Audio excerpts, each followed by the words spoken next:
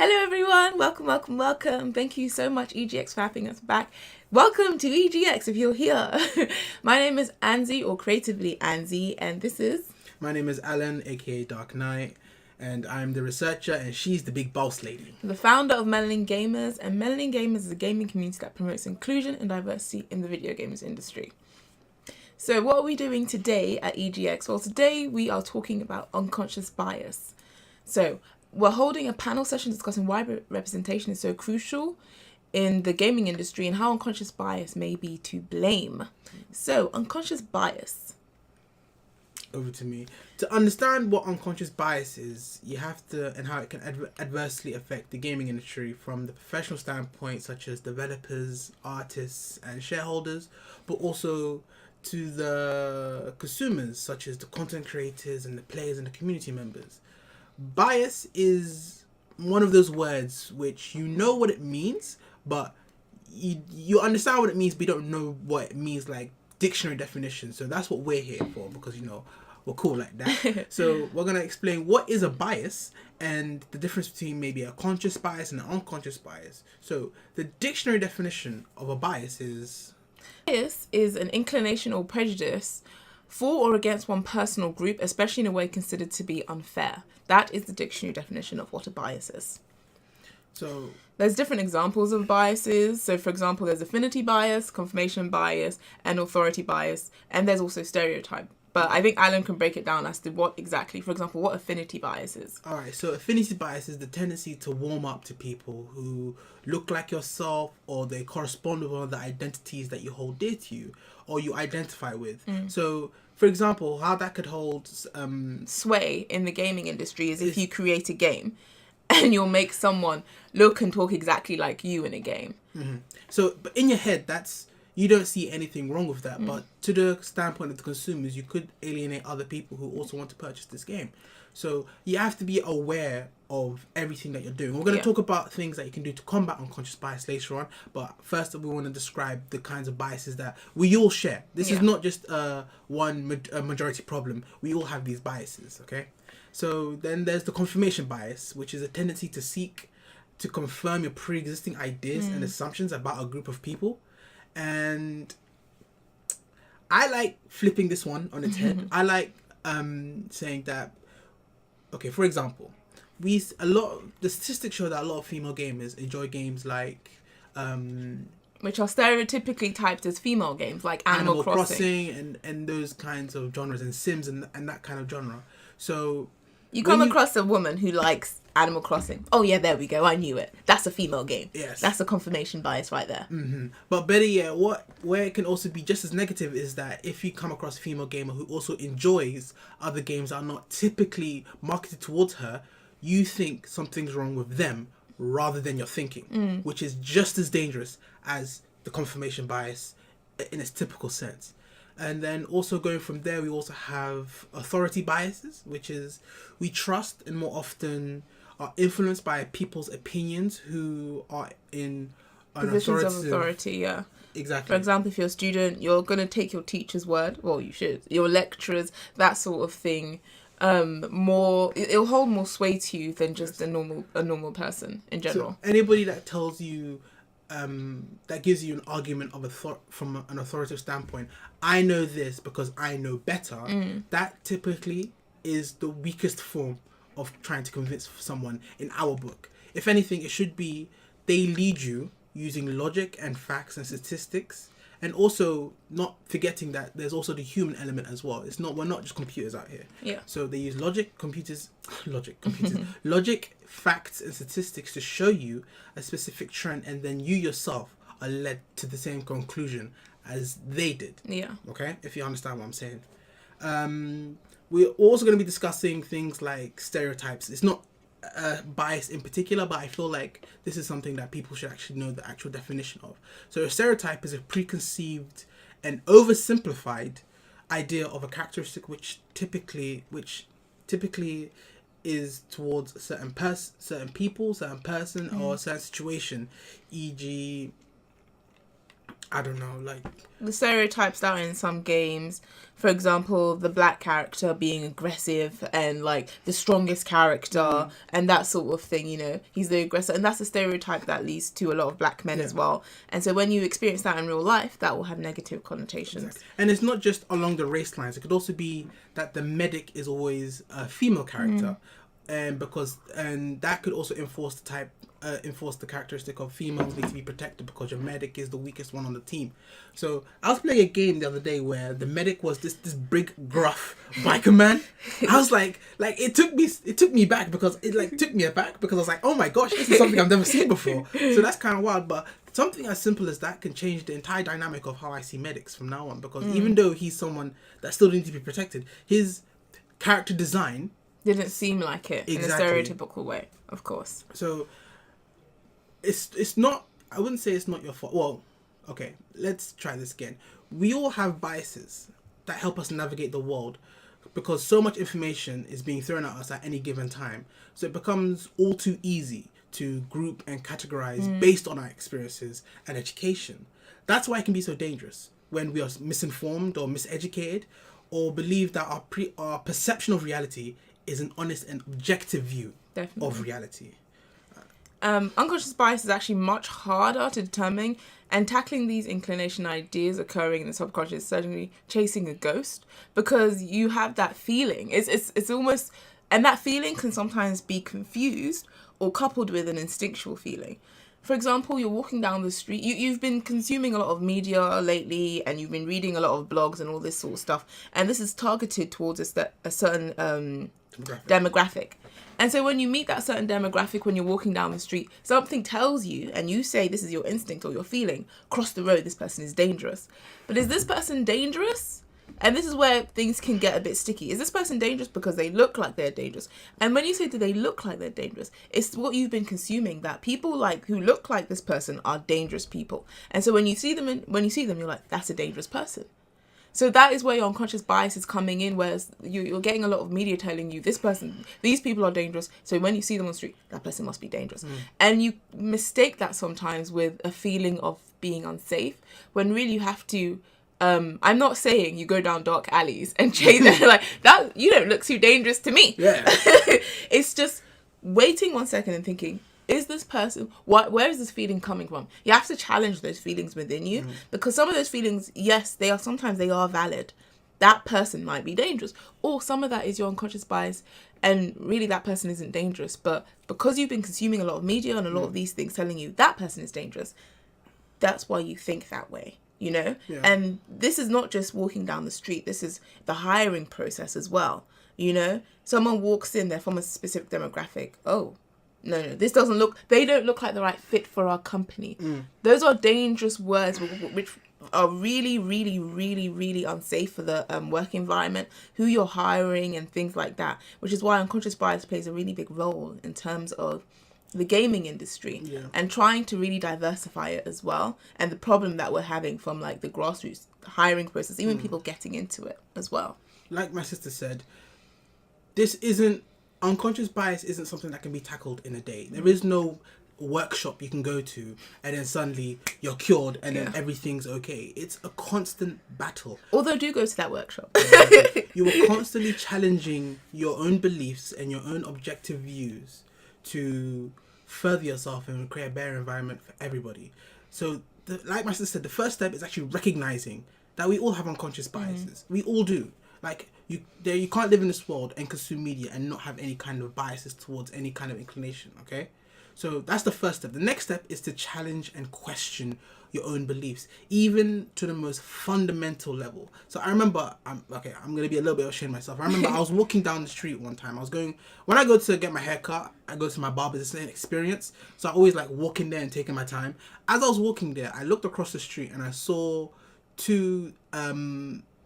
a young black lady with 2 white kids. So then in my head, I'm like, that was odd. And then I had just finished writing this script, so it was still fresh in my head. So I was like, why did I say that? Why did I think that's odd? Like, I don't know her situation whatsoever. I just saw 2 young white kids. I saw a black lady, and then suddenly I'm now thinking, that's odd. What's going on here? Yeah. When it could have been like Anything. It could be anything else. It could have been anything else. It could have been a friend taking another friend's kids out for like ice cream or something. It could have been anything else. But my immediate reaction was, what's going on there? Thankfully, this media that I was consuming when I was writing the script, I caught myself. I stopped in the middle of it and I caught myself in that moment. I'm like, why did I think that? What was I doing? Like, where did that come from? And then, I'm not saying I'm a genius where I was able to Eureka, I got exactly like, dissect myself, but the step was I had to question my own, why was I thinking like that? Make sure that, so then I actually it looked kind of creepy because I looked at them properly. I'm like the kids are having fun. They don't look like in any kind of distress. The lady's laughing. This was purely on me. Like, the snapshot that I saw wasn't the actual story that was playing out in front of me. So those simple interactions, I can understand why some people would say that it's difficult because it's an ongoing battle. Yeah. Me on the way to the barbershop where I'm having a good time and I'm not even there, and then suddenly I'm in this other place now. So it's an ongoing battle. It's a constant fight where we have to keep fighting this thing. You have to keep on challenging your own beliefs. You have to try and think objectively in a situation. Otherwise, we'll remain in a system where it's people would rather value order than justice. Yeah. If you understand what I'm saying. So, but that's outside the realms of video game. But how this problem can trickle down into video games is video games can be a very powerful medium, similar to films, similar to books, in telling stories that both allow a reader and the consumer to walk in someone else's shoes.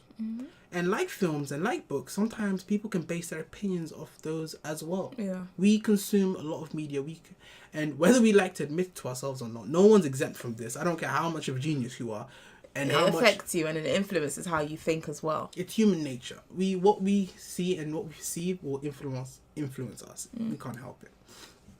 So with that in mind, we also have to be very careful about what we allow to influence us as a gamer and also when you are as developers. Yes. So there's certain tropes that is perpetuated in the gaming industry. For example, the damsel in distress. I don't know how many games I've played where there's a woman and she's, oh my god, she's been kidnapped or something like this. And then you, as the man, the protagonist, you have to go out there and you have to save her by any means necessary. And you and your bros, you fight every mission and you just conquer everything. And then you save the woman and she's so grateful and she's so thankful. And that's your prize at the end. The woman is your prize at the end. And that is a very sort of a dangerous stereotype to perpetuate. And it's those stories, they happen. I'm not saying that's never happened in the history of the world where a man hasn't saved a woman's life. Of course that's happened. But when we keep seeing the same story, the same narrative pushed in different formats, in different games, this can perpetuate a certain thing where as a man, when you're consuming that, you're like, yeah, I've got to save women. Women are there to be saved and are as a trophy. And as a woman, you'll be like, well, I've got to wait for a man to save me because I can't save myself. And that sounds like a very oversimplification, but when you're seeing that from different, it's from different places, it will become how you think, where you won't even consider trying to save yourself in a situation or things like that. And you will also see yourself as a woman, you'll see yourself as a prize to be earned by a man, as opposed to as someone who can save themselves in their own stories in real life. It's not just, it's more than a game because it's something that is affecting the way you think. And if it's affecting the way you think, it's all going to affect the way you act. To add on to that, so essentially what my sister is saying, actually I don't want to mansplain it, but she's absolutely right. This trope usually involves beautiful, innocent, helpless young women, normally the female leads. They're placed in a dire predicament by the villain, monster, alien, you name it, we've got it. And it requires a male hero to come to her rescue. So you see it in loads of games. Super Mario, Dead Space, the entire trilogy, Last of Us Part 1, which call it Ellie. When Ellie couldn't swim, oh my god. Oh, I could deal with that. And Star Wars The Force Unleashed, Devil May Cry 4 with Kyrie, Infamous with the girlfriend, Prince of Persia, it's everywhere. And what makes it worse is that Princess Peach. At one point, you have to wonder if she's just escaping. Yeah. Maria, you gotta let her go. You just gotta let her go. Mario has been dumped. Let her go. But did she escape? what we're saying is that the trope exists very well, but what they can do to combat it is that to make the female heroine not so helpless. That's why I really like Ratchet and Clank, the most recent one that came out. I haven't played it, and I'm hoping. And that's why I like Last of Us. Still part 1 and part 2. Part 2. Because you're not helpless. You know, you can fight people. You can do things. You're still saving people, but. And you're still being saved as well, which is what I'm saying, that you don't have to... We're not saying get rid of these stories because they don't exist. Diversify these stories, for goodness sakes. Don't just have it one narrative all the time. There are so many different stories to be told, and gaming as a medium is a wonderful way to tell these stories, which is why we need a diverse range of stories being told. Mm-hmm. So, this trope occurs... But one of the ways they can also combat it is that you don't make the female heroine so helpless. Like a lot of when the male hero is placed in a trap or he's put in a sticky one, he can escape. He uses his own ingenuity to escape. Whereas when a female lead is put there, let me just wait for a man to save me. He's got this. So it plays on the psyche of the consumer. If a guy's playing and he says, "Oh, women have to be saved," that's why I get those kind of like creepy kind of guys who are like the chivalrous ones. Is like if the media does play a part in this, and we have to own up to that because this behavior didn't come out of nowhere. Yeah, they consume this kind of media, and then that's how they genuinely think. It's in books, it's in films, it's in games, and so if you're seeing it everywhere, well then this must be true. And when you're consuming this as a child, and then you're a teenager, and you keep seeing the same thing, you're going to grow up thinking this way, and it's not really going to be challenged because maybe there's 1 or 2 games that go against it. But if the majority are that same sort of storyline, well, then it stands to reason that you're going to think that way as well. And that's sort of a herd mentality, which is part of unconscious bias, where everyone is thinking this way, so this must be true, you know? And that, I know that sounds like, oh, I don't do that, but most people... it's just easier to, and your brain just groups all of these things together, and this is the right thing, we've seen it loads of times, this is correct, and when you keep seeing it in different places as well, in different sources, that's the confirmation bias. Then this must be then true. And this is not the only tropes that are like known within the industry. There's the over sexualization of female characters, where one of the a running gag is that a male in a suit of armor, he's got all the suit of armor. He's got the whole gladiator suit, and he's got like the iron chest, and he's got a helmet on, and the woman is in barely a loincloth. And you're like, how is she even protected? Like, from the actual narrative standpoint, I'm like, how are they both 50 points of armor? Like, how does that make sense? Like, you've got the full suit of armor, and you got a loincloth, and you're telling me that's 50 points. And it's just like... And the proportions that they have on some women when they draw these female characters is such a joke. And it's the majority as well, where you're seeing the over-sexualization of women, and you're seeing that a lot. And it's just like, as a woman, when you see that, you're like, oh, you know, you got to pick the character who's got the biggest boobs in the world. You're like, okay, aerodynamically, how does she even get about? Because... Well, does this even work, you know? And it's really frustrating when you see that and you keep seeing it. And then also this comes in line with then jokes are being made, you know, about these sort of things. And it's like, oh, boys are being boys, and that those situations will perpetuate that sort of culture, which is what we're trying to get rid of as well. When it comes to the over-sexualization of females, it's gotten a lot better in recent years, and I'm only saying a couple games. Like, I think Ellie, and this may be controversial, but Abby as well, their character design was intentionally done that way, because Abby, at the end of the day, whether you like it or not, whether you agree with the story or not, Abby, at the end of the day, she was a soldier. Yeah. So therefore, she had the physique of a soldier, right? Same with Ellie. Ellie may have not have been as buff. She was more of a nimble soldier. She was nimble, and that, to me, was like perfect character design. Yeah, I like the way they were both strong in different ways. Exactly. You can be strong in the way Ellie is, where she's stealthy and things, and you can be strong in the way that Abby was, where she's strong and she packs. When I was hearing, I was like, she's very strong, and I loved her character. And it was nice to see two different people who were still considered stronger. One wasn't weak because Ellie is shorter and more small, and so I guess she's the weak one. No, she was just as strong. We've seen how feisty Ellie is. It's not that she was just as strong; she was just as capable. She was just as capable, yeah.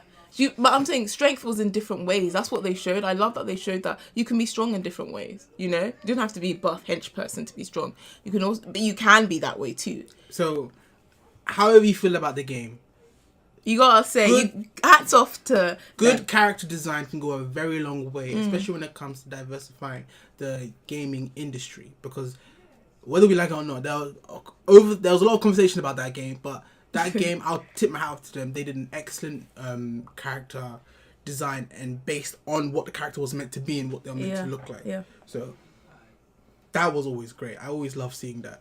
So how does unconscious bias taint the gaming industry from the grassroots to the very top?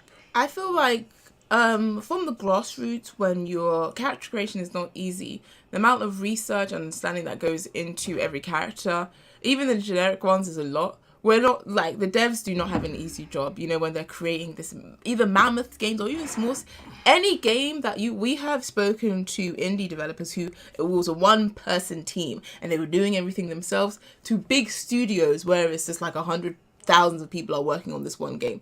And it's not easy, however you spin it. We know this.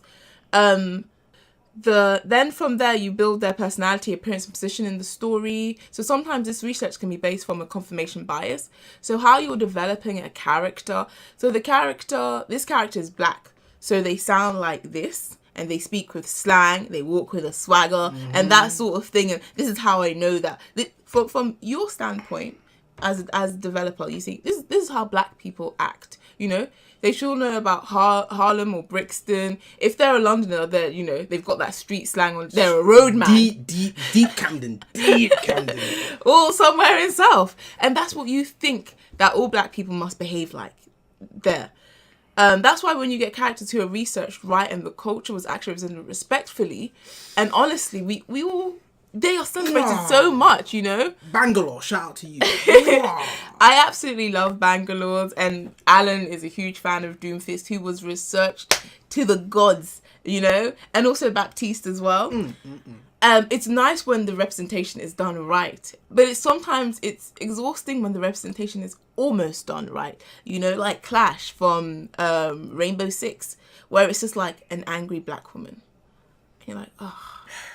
a black woman, angry black woman. You're like, oh, why did you close? You were close. And someone like an angry black woman is a stereotype. All black women are angry. And so when you put a black woman who's angry in a game, you are perpetuating that same stereotype again.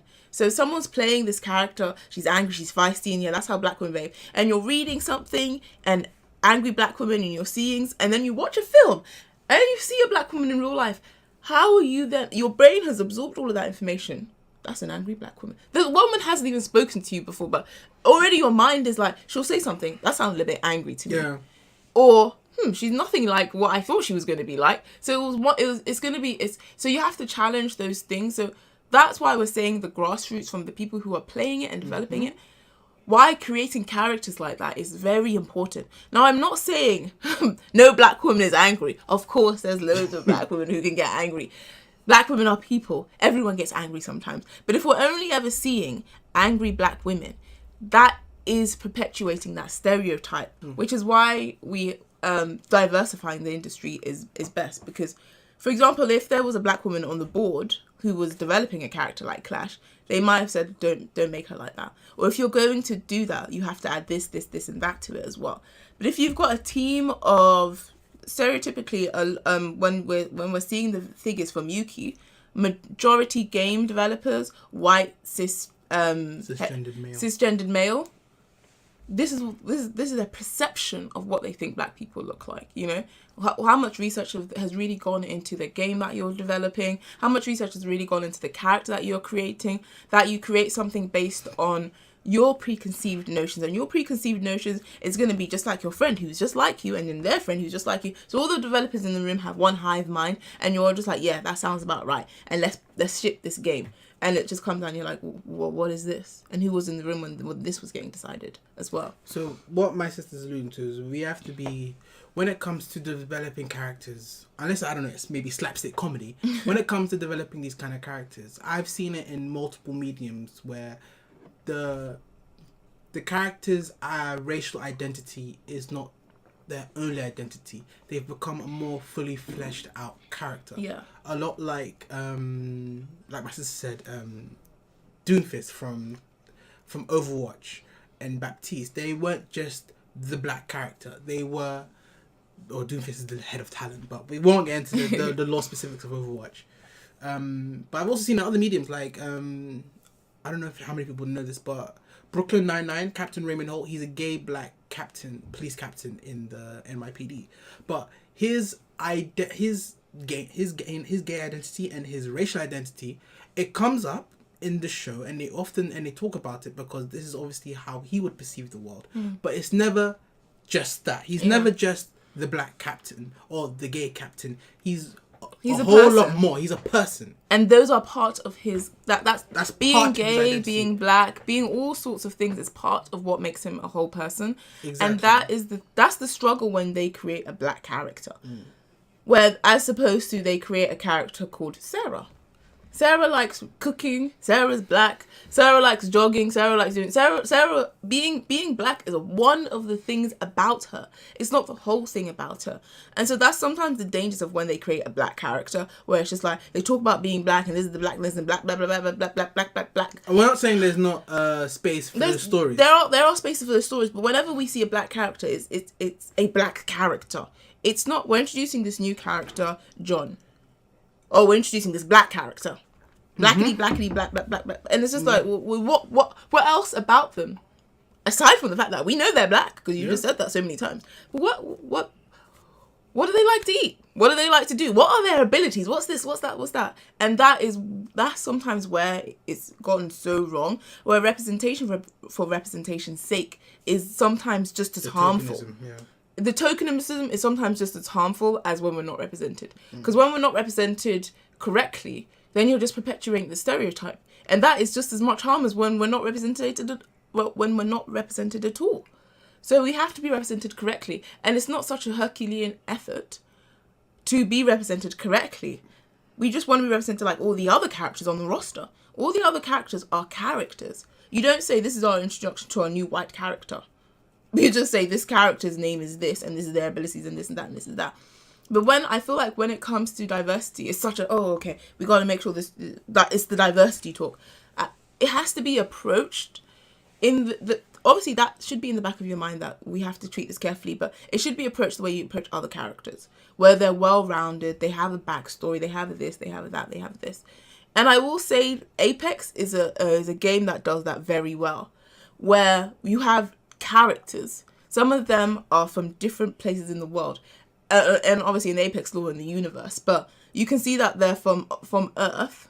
If we're talking about Earth standpoint, technically speaking, the lore in Apex gets a little bit of a mad one, but I'll let you but what I'm saying is, it's nice to see that they are. One of the characters is Samoan. He's gay. He's this. He's a tank. He's got abilities. He's got so many facets to his character. He's lively and fun. And then another character, she's black, she's a soldier, and she's quite formal sometimes, and she's, very much blunt. She's also black, and it's nice to see that their race is part of their character and not the whole thing about them. So they're well-rounded, and it's done correctly and authentically. And we can see the difference between when a token is just plopped there and when there's actual research done. And I think because of what Apex is doing, they're allowed to get away with someone like, look at Loba, how sexual she is. Yeah. That could have been very wrong in a different game. Wrong, but because of the other representation that they've shown in the other female characters like Wraith, like Lifeline, Bangalore, Lifeline, Watson.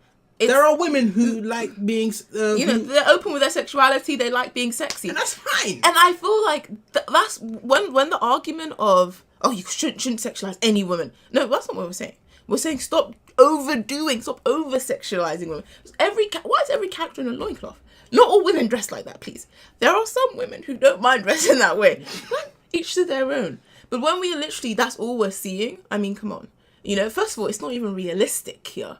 And that's what it's important that we still get to see women who are sexy. So it's not just like everyone has to be in like, you know, a brown bag. a brown shapeless bag. That's not what we're asking. Some people want to wear this brown shapeless bag. We need options here. That's what we're saying. Options. And that's where we come full circle back to diversity.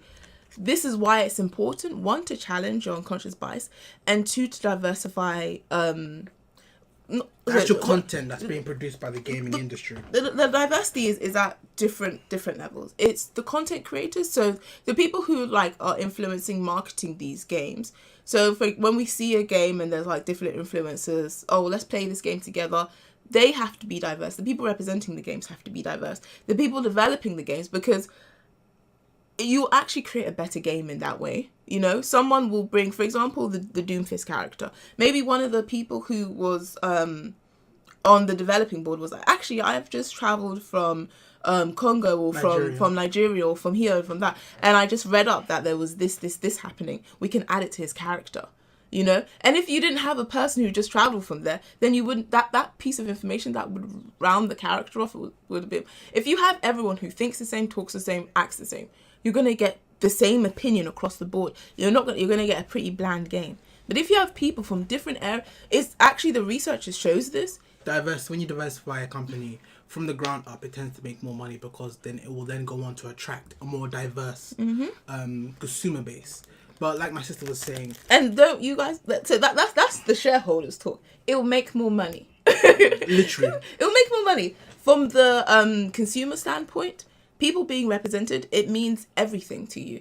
I don't know how many people took to Twitter and just flooded it with the fact that there's a character in Apex who's non-binary, and just that's one of the characters. They have loads of different things about them. The fact that they were also non-binary meant so much to so many people that they'd included that about them. And it's just, and that's what representation means. It means so much to the people who don't get represented, you know? And so like for other people, it's like, oh, okay, cool. I like their ability. And that doesn't mean that much to you, but for the person who's playing that, who's non-binary, it's like, oh wow, this is amazing. That's how I felt when I played Bangalore, when I played Lifeline, and I got to cosplay them. You know, there's someone there that looks like me, you know, that represents me in an authentic way. And I feel like when the industry, they see you, they're respecting you in that way. You know, I feel I will no longer, I don't like playing games that doesn't respect me as a consumer. There are games that have actually no black women in them at all, and I'm just like, what is this? Unless it's the game is one person and it's just like a side scroll, I'm like, okay, fine. There's only one character in this game, that's fine. But if it's a game and the roster is huge, and I'm just like, why am I not represented in this game, you know? Why don't you respect me enough to represent me? Then there is a problem here. Or when I'm being represented in a way that is harmful or disrespectful. And then I'm just like, why is this happening? And then I'll look deeper into this game and wonder why this is happening and why this is being perpetuated, you know? So it's not enough that we're getting tokens or these it has to be, the hiring process has to be different. The people who we're using for our campaigns have to be different. It has to be different from everything, the structure itself. Quite literally the grass, yeah. Quite literally from the bottom, from the absolute foundation to the very top needs to be different. You know, it has to be diverse. So that the people in the boardrooms making these decisions are from diverse backgrounds, and so they'll have different beliefs, different ideas, and that will make for creating something that's better and also more authentic. So, we're wrapping up here, but onto if there are any questions when it comes to that's actually a talking point. When it comes to questions, I think that developers, they need to reach out to communities who often represent these kinds of issues and topics, because what better way to get the character right than to ask people who you want to represent? Mm-hmm. So we have to also normalize letting game companies saying, I don't know how to do this. Yeah. How do we do it? And that's fine. I feel like we shouldn't, you know, be like, oh no, you should know from no. If you don't know something, ask. And as Alan is always saying, you have to have those uncomfortable conversations to become comfortable. Mm-hmm. And these are the times that we're putting that work in, you know? We're asking these questions, we're doing this, we're doing that. How do we do these things? How should we go about... And for those of you who, I don't want them to take this advice to the tree, it's not that you can go up to any black person who and just say, so how do you feel about this?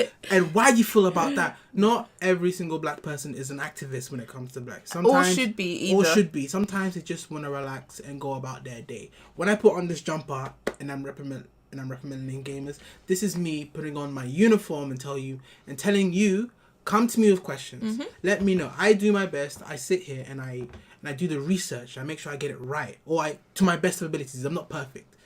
Come to me, ask me questions, and then nothing makes me feel happier when someone tells me, ask me questions, and I don't fully know, because that means I can go home, do the research, and come back to you, and then explain it to you. So please come to us, come to people who you're trying to represent, and talk to them about how they would like to be represented. Yeah, definitely. Now, like we've done bits and bobs about how we can get rid of unconscious. How does one get rid of unconscious bias? Like, if someone's watching this saying, "But I want to get rid of my unconscious bias," the simple answer is you can't. Yeah, you can reduce it. You can reduce it though, and make yourself aware of it too. You know, that is actually one of the steps. One of the steps of reducing your unconscious biases is just be aware that you have unconscious bias. Be aware that you're influenced by the media around you, and understand that things in games and in media, they're like that for a reason. They're not a true representation of real life.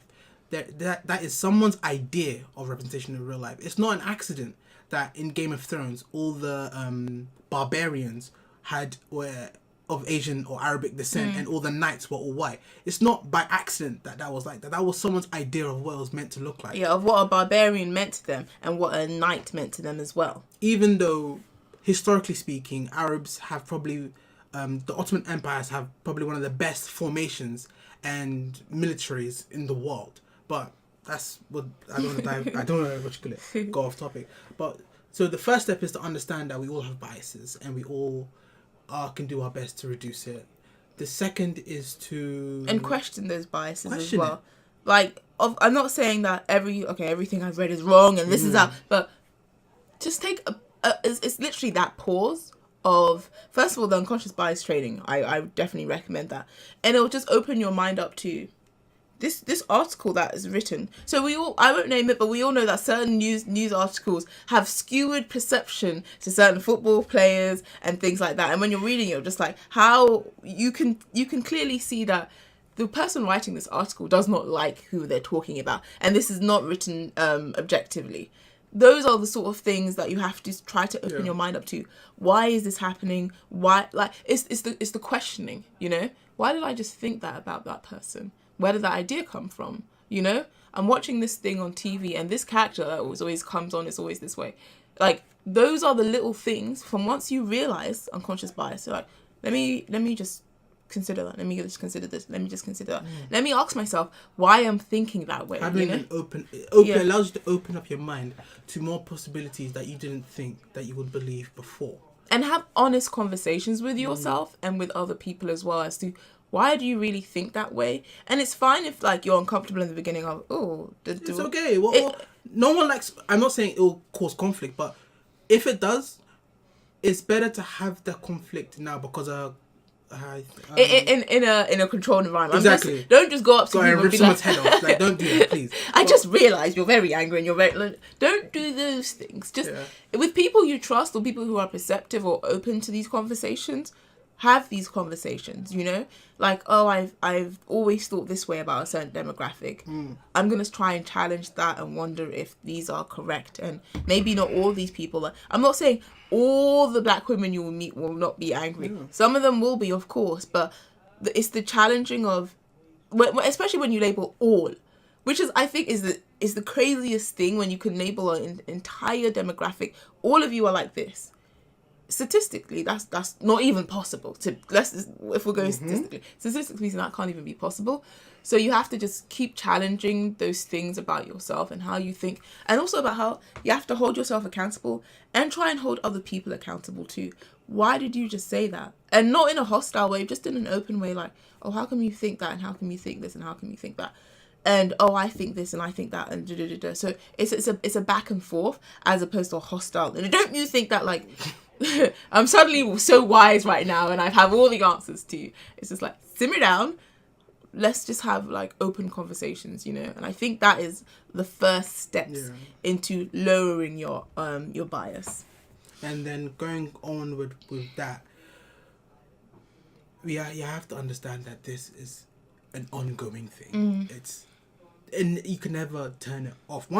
First off, once you turn it on, I don't really think you can turn it off, because once you've opened your mind to that kind of extent, you'll begin to see everything in a new light. And you'll wonder, oh yeah. Then you'll wonder, then you'll start talking. So it's something ongoing. So you have to understand, you have to be patient with yourself, and patient with others as well. You have to understand that this is going to take some time, because a lot of the thoughts that people have, they don't even know why they have them. Yeah. So they're still like trying to rack their head, like, oh, why did I think like that? But they know they're right, but they don't know why they're right. And then they go from there. So understand that this is ongoing and it's going to take time, but it shouldn't take too long.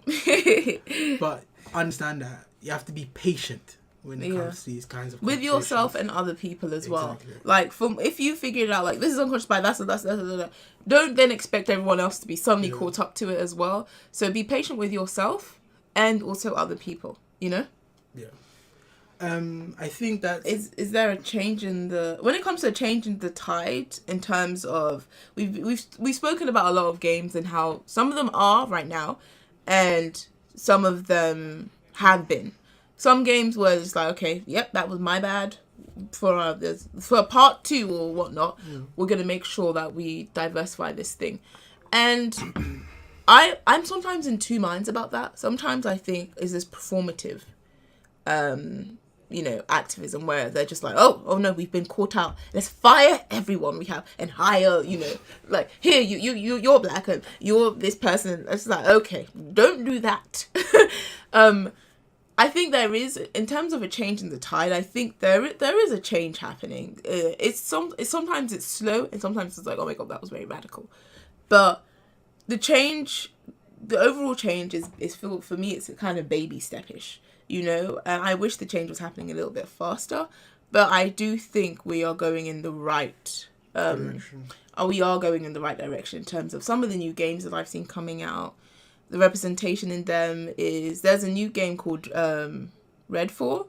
Oh, the that's my wife. Oh my days, the vampire that is one of the main vampires in there. I'm just like, okay. It looks amazing. And she was just a vampire, and that was all that. No, she was she a vampire? I think she was hunting. I think she was hunting vampires, and it was just like, then there was other characters as well, but she caught my attention because she was a black woman, and I was like, oh, that looks lovely. She had the hair. And it was just like, it was all done so well. And I was like, yes. Because when it comes to sometimes the way we're represented, it's not always done correctly, especially when it comes to the skin tones being ashy. So far, we don't know how this game plays. We don't know how this game plays. Like, wink, wink. No, I'm joking. From the first looks of it, we're just like, we're blown away. This looks good. Because it's done well. Yeah. The skin tones is done well, and skin tones is something that, when it comes to black people in video games, is not always done correctly. There's always been huge fights, pushes and pullers, campaigns, different things on Twitter, petition, where it's just like, why does this character, when you scroll down, like, the wheel of there's like 11 selections of like beige, cream, and all of this sort of stuff, and then there's like 3 different options for, like, there's black, coal, actual coal, like Menta black, dark black, like, yo, there's black. So let me just say this: black people are actually brown skinned people. You would think people wouldn't know that. There are some black people in the world who are actually black, but the percentage of that is very low for most games to be having black, dark brown, mixed-ish, a very light brown. And those are the 3 options we usually get, and we're just like, you don't think that black people come in 3 different colours, do you? At least like the milk chocolate, like, yo. But then the other beige cat are like 8, and we're like, so that the white selection is so vast, But why is... So when we see the representation done correctly on something as simple as skin color, it gets our attention, you know, and it's amazing, and it circles back to you can't be what you can't see, you know. Some people are watching things. It's like, I don't know if there was a video of when Simone Biles did that. I know she did something amazing in gymnastics, as she's always doing, and there was a video of a little girl watching it saying, I want to do gymnastics now. And it was just like come full circle, you know, like she's seeing that it's possible for a black woman to do gymnastics, so now she wants to do it. And sometimes it's literally as simple as seeing that someone out there is doing this thing. They look like me. I can do that too. And I'm not saying I'm going to turn into a vampire hunter, but now that I've seen this game... Hey, you never know, you know. Like, 2020 was mad. It's like, I can create a game, and she can be black, and it look like it's going to be a huge release. So those are like, that's the baseline that we're talking about. And that's what representation means to us, you know. It means it's that deep where it's just like, you can now, you know, you can't be what you can't see. And it's as simple as that. That's what she said, where you literally can't be what you can't see. So when you see yourself represented, you then think, this is a possibility for me, you know, I can maybe do that too. So yeah, that is, I feel like that is, we've wrapped up, and I hope, of course, we can't technically take questions because it's a pre-recording, but DM us. But if you would like to contact Melanin Gamers, we can be found at Melanin Gamers on Twitter, Instagram, LinkedIn, TikTok now as well, YouTube, Twitch, TikTok, you know? Facebook Gaming, and we have the Melanin Gamers. Our website is themelaningamers.com, so please do feel free to contact us at any time, and we want to thank EGX again for allowing us onto this panel. You're the real hero. And thank you all for listening, and I hope you guys have a great rest of your morning, afternoon, or evening, depending on when this is played. See you all later.